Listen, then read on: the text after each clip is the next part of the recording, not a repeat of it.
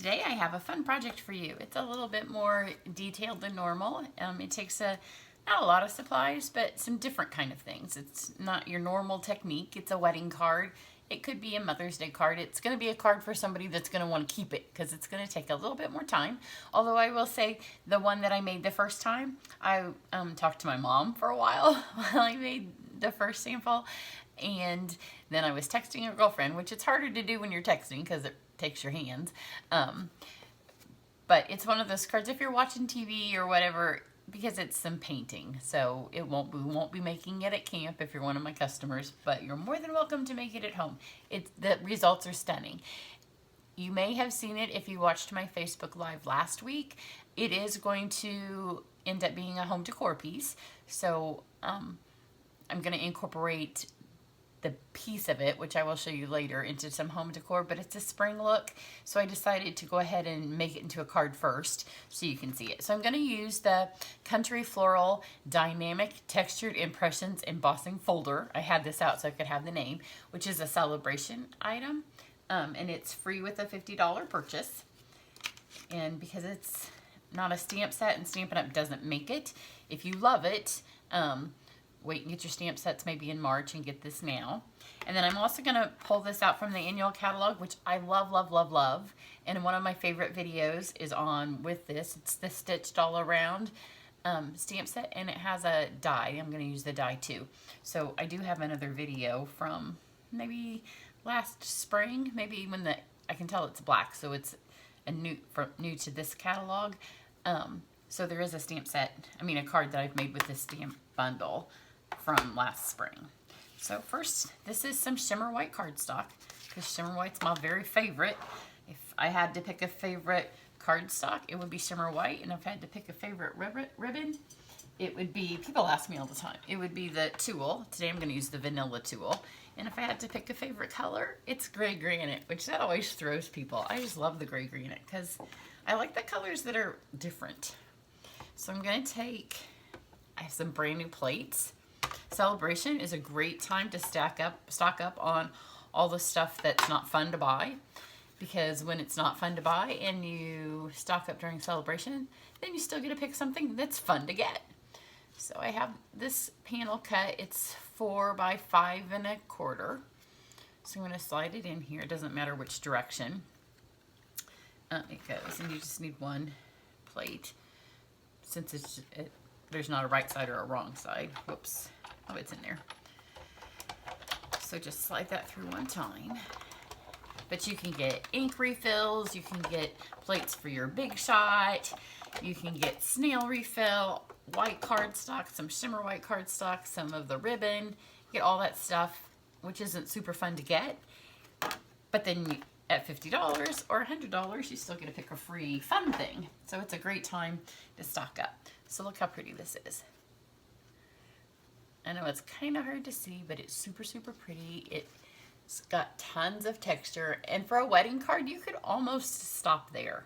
Because on this Shimmer White cardstock, I'm trying to get it so you can see it. There's so much texture. There's so many flowers, and it's imprinted so well. But you know, why stop? Why stop when you don't have to? So what I'm going to do is I'm going to watercolor it with the Champagne Mist Shimmer Paint, which you can still get. It's from the holiday catalog. I'm going to give it a shake. And then these are the colors of ink. I'm not going to watercolor the whole thing because, like I said, it's a labor of love. It doesn't take too long. I would say it maybe took me 20 minutes, but nobody wants to watch me paint for 20 minutes. So these are the colors that I'm not going to show you. Excuse me. So I've got Mango Melody, Pool Party, Highland Heather, and Lemon Lime Twist, which it says Limette because I have my names on both sides, and I picked the fun name of the other languages. Then I'm going to show you just a couple of techniques with the Flirty Flamingo, Call Me Clover, and Petal Pink. So I'm going to show you those. So then I've done a couple of these videos recently, so bear with me if you've heard those. But this is an empty Wink of Stella. Now, if you don't have an empty one, go ahead and buy a new one because the Champagne Mist that's in it I don't know if it's the exact same thing, but it's similar enough that it will work. And then when it's empty, you will have a brush because that's what you need. So then you're going to take this and you're going to smash it as much as you can. And it takes a little bit of, if you had the old ones and you did this, you didn't have to press as hard. But once you've done it a couple of times, then you don't have to press as hard anymore. So just press it, and what it does is it gets the ink right here. And I've done, this will be the third card that I've made with this. So you can see there's a little bit of Stella in my lid. When I'm done, I will just wipe it out with a wet wipe or a magic eraser, and it'll be clean as new. So if you're doing it at a class, you can also put your ink refills that you've stocked up on over celebration. You could put those on a foam plate, or if you're making a bunch of these, you could do it. And then what I do is I would write flamingo, and then I would know as the inks refills run out to just refill that. So I've shaken my shimmer paint and I have it in the lid. And the reason these make great paintbrushes is because the lid keeps it so it doesn't dry up. And I'm just going to use my lid for my paint. So I'm going to get some shimmer paint on here. I'm going to do the big roses. So kind of get some shimmer paint on there to work with, and then grab some of the ink. The shimmer paint gives it, well, for one, it makes it absolutely beautiful because it's shimmery. But then it also gives it a wet medium. And you kind of control how much of the shimmer that you want to see and how much of the ink you want to see by how much ink you pull up from your lid over here. Now to do the roses, because they're big and there's several of them, I had to do like 2 roses and then I would let my lid dry, or you can alternatively wipe it out, because you are going to need to press your lid on there, and I didn't want to press my lid while the shimmer paint was wet in the lid. But I'm just going to do one here for you to see. So you can see where, like, when you first put it on, the flamingo's a little darker. And all you do, it's so super simple, and it's actually therapeutic. If you liked to color when you were younger, you will like this, because you really can't mess it up. When your brush gets a little dry, just pick up a little bit more of the shimmer, and then just a little bit more of your color. I wanted to do this flamingo because it's an easy color, I hope, for you guys to see with what I'm doing. And just kind of try to stay up on top. If you go off a little bit, it doesn't really matter, but the more that you can stay up on the raised edge, I see I've gone off over there because my head's not right over the top. But you can see it's shimmery on the shimmer paper. It gives it some depth and dimension because this is a little bit different color. And then because our lids, the way they're designed, that doesn't touch. So you can go ahead and shut that. As long as you don't squeeze it back together, it's not going to touch the shimmer paint. So just let the shimmer paint dry in there, and then you can wipe it up later. Then to get your brush clean, you can see it's got the flamingo, and you can see all the places that I've done it. My chamois damp. So you just wipe it off, and you can see it had flamingo on it, and now it's got nothing. This is actually coming unscrewed, my brush. I've done a lot, so you just screw it back on there. You can try to fill these with water, which at one point I tried to, but the hole on it is so super tiny. So now let's move to, this is the petal pink.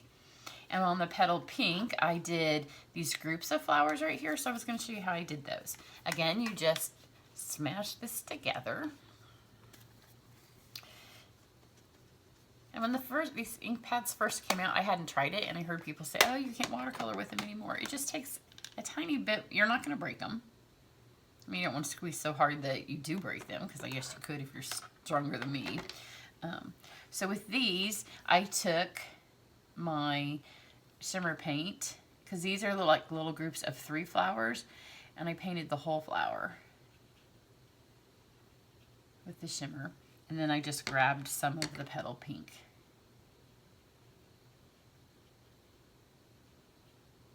Because it's a lighter color and the flowers are smaller. And then I went over to the next one. And again, as your brush dries, you can see it's dry. Just get a little bit more of the shimmer. And this I found gave the little sets of 3 flowers. It made them so they all weren't the same color. Like they're all the same, they're all petal pink. But it kind of varied the look of petal pink between the 3. So I'll do this one more. So fill this in with some shimmer paint. And I have used this same shimmer paint, and we used the heck out of it when it was in the holiday catalog because we shimmered everything. So the shimmer paint will last and last and last. Because we spritzed it, we used it for painting, we used it for stamping, we used it for all kinds of stuff. So see there you get kind of a variation of the look of the 3 colors. And if I was doing this for reels, and not just for sample, I would do all of the one color except for this one. Like I said, I didn't want to redo my top, but the rest of them you'll have enough. And again, just clean that right off, and all the paint and all the shimmer comes off. And then I don't know where the shimmer goes. It makes your chamois a little pretty, but it all disappears. So it's not going to ruin your chamois either. And then with the Call Me Clover, this is the darkest and the deepest color. So you want to be careful with it, because if you pull too much of the green, you're going to have some dark green flowers or leaves. And I only used 2 colors of leaves. You can see I've done 3 cards and I haven't hardly used any, because what I did was I would grab my shimmer on here and then just ever so lightly pick up a dot of green, and then kind of fill in your leaf, because these leaves are a little big too, and then pick up another dot of green, and then you can pull the Call Me Clover into it, and you can see it gives a pretty color of green. But you don't want this to be overwhelmingly. See, that's a strong green. So while it's still kind of wet, grab some more shimmer and kind of move it around. I don't think you could mess it up. You just don't want your leaves to be more overpowering than your flowers. And you could go to one of the softer greens, but if you go, like if you used mint, you would have to use a lot of it. It's a fine line between having a color that shows up and one that gets lost in the shimmer. So the Call Me Clover is actually very, very pretty. So you just kind of work with it till you figure out. So you can see those are the 3 colors that I'm going to show you. And then this eventually does get, I don't know if you can see it, it gets a little bit of ink in it. Mine's not too bad. So if it has too much, just I take a little bit of tissue. You can see this one has some stuff on it, and I just wipe the lid out. So you don't want to waste it. And that has a little bit more than normal because I wasn't paying attention. But if you're doing it at home on your own, just be careful when you dip it in there that you don't have a lot of ink on this. And then when you're all the way done, just wipe your lid out, because most of it will be gone anyway. And then when you're all finished, just take this, wipe it off, stick your lid on, and then your Stella brush that you bought, that you used all your Wink of Stella, will last. It should last you forever. You can also use it to watercolor with like your watercolor pencils. It's a great little brush as well. So here's this one, and through the work of magic of me doing it before I started filming, here's the one that is all the way done. So here it is with all the colors. Super pretty. That's why I want to do a home decor piece with it, because sometimes when you put this much work into something, it's nice to have it be a piece that comes out every year. I have a few fall pieces, especially.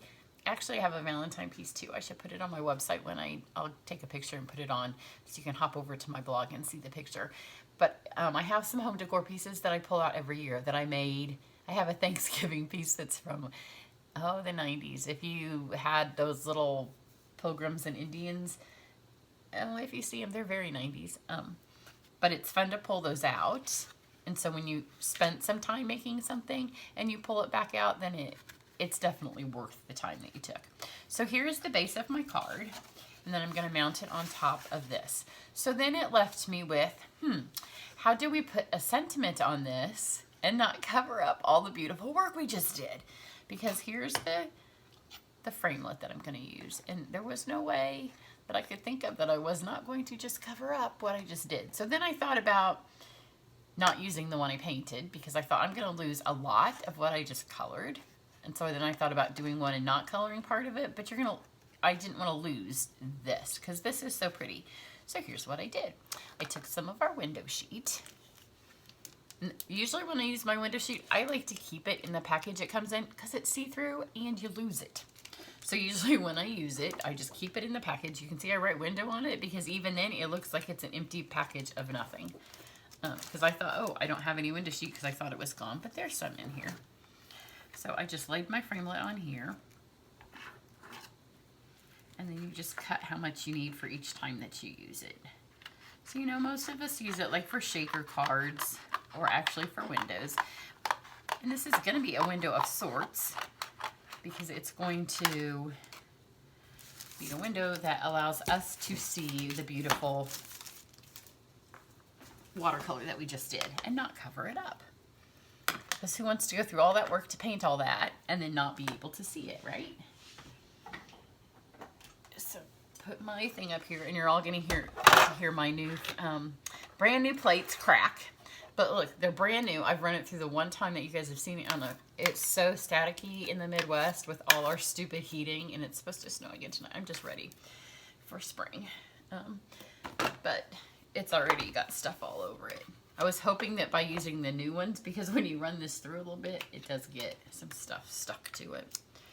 So you just lay this on here. I'm just going to cut my little framelit out. It does move really easily because of the static. Maybe if you live someplace when it's humid, or if you do this card later on in Indiana when it's so stinking humid that your hair won't stay curly if it's like mine, or it gets super curly if it's the opposite, then it probably won't move because, you know, when we used to have heat and stick powder, we couldn't use it in the summer because it would just come out in a giant clump. So I'm going to flip it upside down one time. The nice thing is if all these don't pop out, it doesn't really matter because you can't really see them. So run that through. And here's my pretty plate with its first cut in it. I know there's all kinds of tips and tricks and hacks to saving your plates.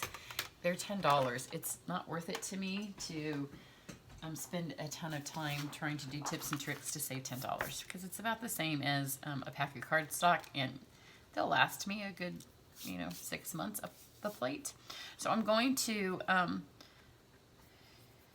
you can see most of those little things popped out. The nice thing when it's also the plastic is you can kind of work them out.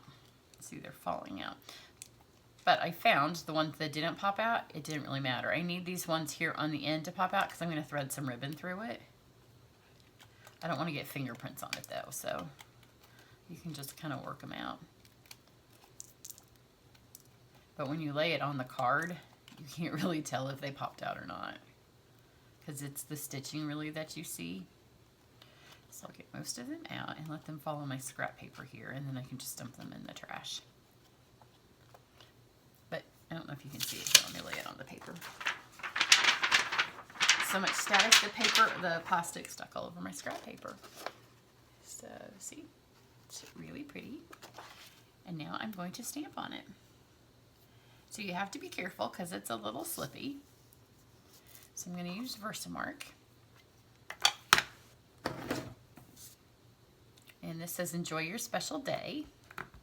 So it could be for Mother's Day because, your grandma's, she'll keep her card. She'll put it out. She'll have it forever. Or it can be for a bride because she'll keep her wedding cards probably forever.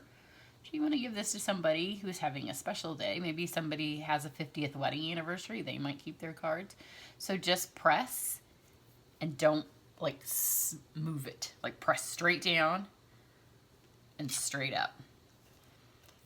That's all you got to do. And you can see it's on there. The nice thing is you have plenty of time to work with because that's not going to dry anytime soon. Then I have white embossing powder.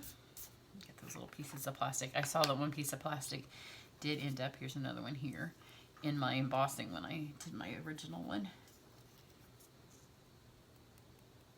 So it does, again, stick to all of this because of the static in the house. See, isn't that nice? And so I did try using the anti-sticky thing. I can't think of what it's called, the Embossing Buddy. But it left a white film on it, which completely defeats the purpose of using the window sheet to see through. So all you want to do is kind of whack it, and when you whack it, most of it comes off. It does leave a couple of tiny little dots of it, but when you lay the window sheet on top of the white paper, it's an optical illusion. You don't see them. So don't worry if you have a couple of little tiny dots. So there it is, pre-embossing.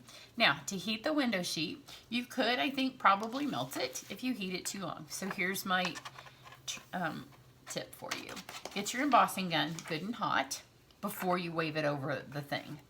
That way, it's heated up and you're not holding it for a long time. I'm gonna try to talk louder. You're not holding it over it and letting your plastic get hotter and hotter before it's ready to melt it. So I'm going to attempt for you to see it. And you know, I often also heat from the bottom, and I've had people ask me that why.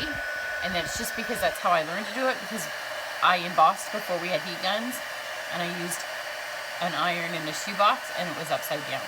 But I'm gonna do this one right side up because I want it to go faster. So hopefully you'll be able to see it. It's kind of a flat vanilla, and when it gets heated, it'll be shiny and white. But the tip is to heat it, melt it, and then move on, because you don't want the plastic to melt, you just want the embossing to melt.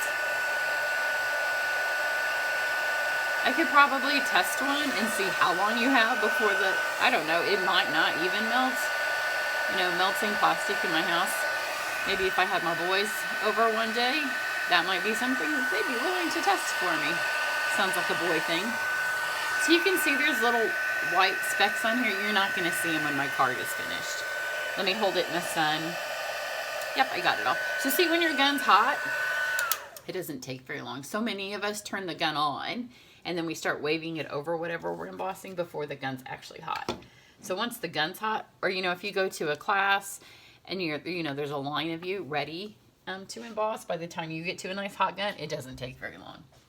So we're almost finished with this card. This part of the card actually doesn't take very long. So I'm going to use, of course, my very favorite ribbon, because why would I not? And then this is actually Calypso Coral, which isn't on my card, but all of the colors of the variations of the Flirty Flamingo, I think it matches nicely. So I went with that. So I'm going to pull this through. This is why I wanted to make sure that those two, the two things here had popped out. So pull this through here. It shreds a little bit, but you can just pull those off at the end. And then pull this one through here. And then you just want to make sure this part on the back is flat. And actually, that's not melted right there in the middle. Wave that back over it.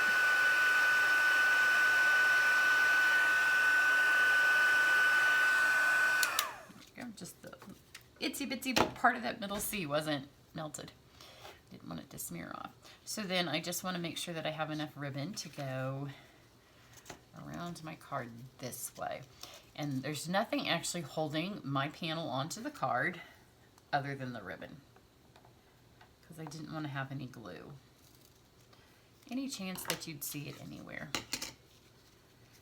So, and I chose to have these purple ones, flowers down here, be the ones that were underneath this, because they didn't want the pink fighting with the pink. So I pulled this over as close as I could to right here, so I'd have enough room on this side for my bow. And then just tie this one in a knot.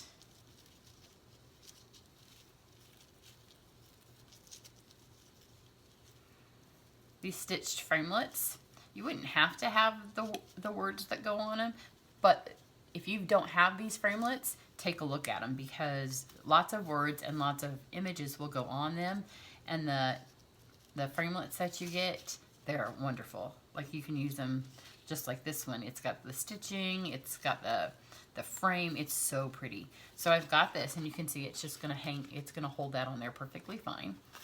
So then I'm gonna take, this is the vanilla tool, because the Shimmer white cardstock goes a little bit more towards the vanilla than the white. It's an in-between vanilla and white color. That's why I like it, because it's not either or. So you can kind of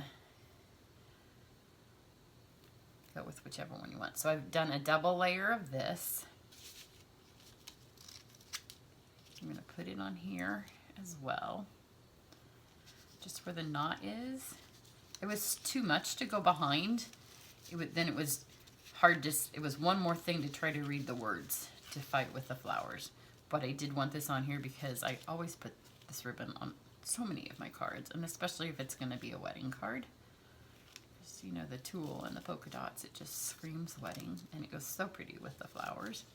This could also be an Easter card or a baptism card. A baptism card would be another reason that somebody might save a card forever. So I'm just going to take this now around the knot, and then tie another knot so it holds it all in the same spot. And then, so there's now 2 of these because I was doubled over.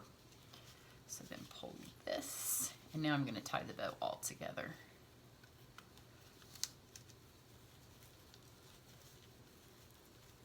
And again, make sure your ribbon's plenty long, because that ribbon looked super long, and you can tell this is already just long enough, because there's nothing worse than getting all your ribbon on here and then it not being long enough, and then fighting with it, and then having your ribbon look kind of chintzy, because nobody wants chintzy ribbon on their beautiful card. So then just kind of mess with these, because if you have to cut off even a ½ inch of ribbon, it's way better than having your ribbon on this card look like you were skimping, like you made a beautiful card that you just spent a ½ an hour coloring, and then you didn't want to waste a ½ inch of ribbon. So just make your ribbon pretty. And trim these ends off. And this one down here that's kind of yucky, I'm going to trim most of the coral ends off, so most of what you see puffing out is the bow. Stamped with friends yesterday, and I left with somebody else's scissors. We tie things on the end, so I'm not quite sure if those are my daughter's or my friend Tanya's, because they both picked the same kind of ribbons to tie on their things. I'm not sure whose I have in my bag, but they're not mine. But if you get together and you stamp with people and you all have the same supplies, then when you tie stuff on there, you know that they're not yours. And so I do have somebody else's scissors. So there you go, is the card and the ribbon. You can see that just adds a little bit of something. And so then to put this on here, I didn't want to smash it because it's like a kind of different layers. So again, just because it's a nicer card, I'm going to use our sticky strip. And it's raised up, so it will keep it all nice and high, and you're not, the beautiful embossing that you just did isn't going to get smashed.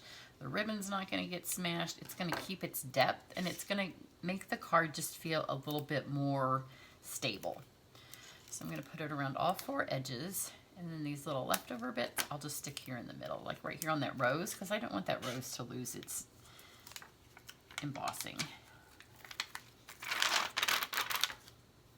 This is also, again, stuff that you would have if you had the window sheet, because it's the stuff that we make shaker cards with. You don't have to go, if you were making a shaker card, you'd want to make sure that all your edges were sealed so your pieces don't fall out. You don't have to do that with this. This is more to just give it some stability. Because, you know, sometimes when we have the ribbon and these really pretty texture cards, I've never even folded my card in half, and you go to press on them, then they kind of, like, they look a little misshapen, because when you press all of the embossing, it flattens a little bit. I didn't want that to happen on this beautiful card, which was part of the reason when I first made it, I was going to go ahead and just make it a home decor piece. So let me fold my card. Step 1, making a card, fold your card in half. I didn't even do that. So there we go.